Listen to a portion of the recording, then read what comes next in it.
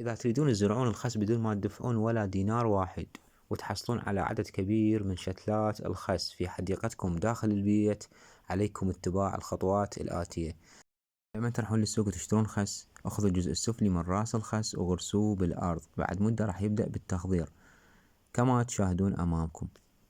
هاي العملية تكون في شهر الواحد أو في شهر 12. هنا بدأ يكون مجموع خضري، وهذا المجموع الخضري بدأ يكبر يوم بعد يوم، وهنا راح يبدي يكون بذور. بالبداية البذور تكون غير ناضجة، لا تستعجلون وتقومون بحصادها، وإنما انتظروا. راح تشوفون في بعد مدة مرور أكثر من شهرين تظهر أزهار صفراء، وتحديدا في شهر الثالث. هاي الأزهار الصفراء بعدين تتحول إلى اللون الأبيض وتيبس أو تجف. هذه الأزهار معناها أن البذور أصبحت جاهزة، نقوم باقتلاعها أو حصادها والاحتفاظ بها في مكان جاف.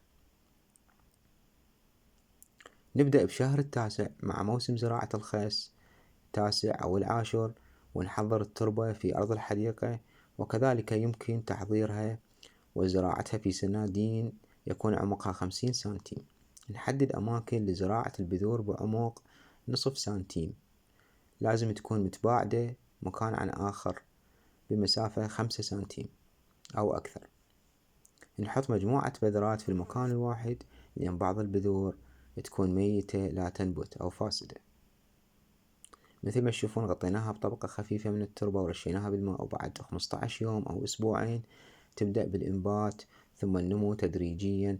الآن راح أخليكم تشوفون الفيديو للأخير شلون بدأ يكبر الخس من أول يوم إلى مرور بعد 3 أشهر تقريبا يكون جاهز للحصاد والاستفادة منه في الطعام. شكرا لمتابعتكم.